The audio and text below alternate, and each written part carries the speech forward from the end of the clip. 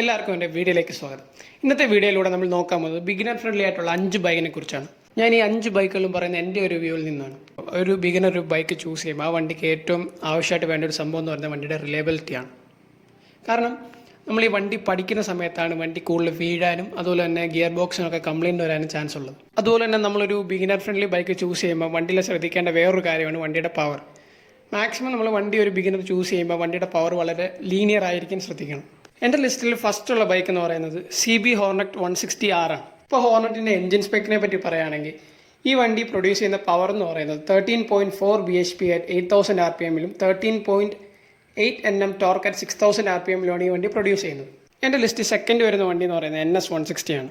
ഇതിൻ്റെ engine specs നോക്കുകയാണെങ്കിൽ 16.8 bhp at 9000 rpmലും 14.6 Nm torque at 7250 rpmലാണ് ഇത് പ്രൊഡ്യൂസ് ചെയ്യുന്നത്. എൻ്റെ ലിസ്റ്റിലുള്ള മൂന്നാമത്തെ വണ്ടി എന്ന് പറയുന്നത് TPS Apache RTR 160 4V ആണ്.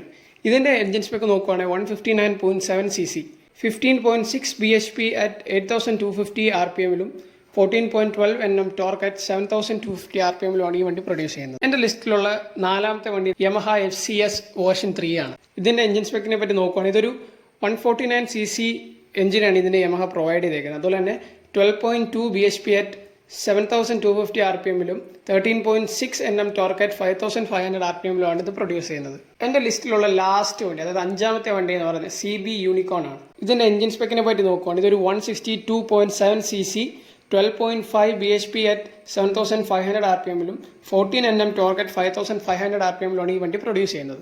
ഞാൻ ഈ 5 ബൈക്കുകൾ എൻ്റെ ലിസ്റ്റിൽ ഉൾപ്പെടുത്താൻ കുറച്ച് കാര്യങ്ങളുണ്ട്. അതായത് ഒന്നാമത്തെ കാര്യം എന്ന് പറയുന്നത് വാല്യൂ ഫോർ മണി. ഈ 5 വണ്ടികളും നമുക്ക് ഒരു വാല്യൂ ഫോർ മണി ആയിട്ട് തന്നെ പറയാം. അതുപോലെ രണ്ടാമത്തെ കാര്യം, ഒരു ബിഗിനറിന് വേണ്ട എല്ലാ ഫീച്ചേഴ്സും ഈ വണ്ടികളുടെ കമ്പനി ഈ വണ്ടിയിൽ പ്രൊവൈഡ് ചെയ്തിട്ടുണ്ട്.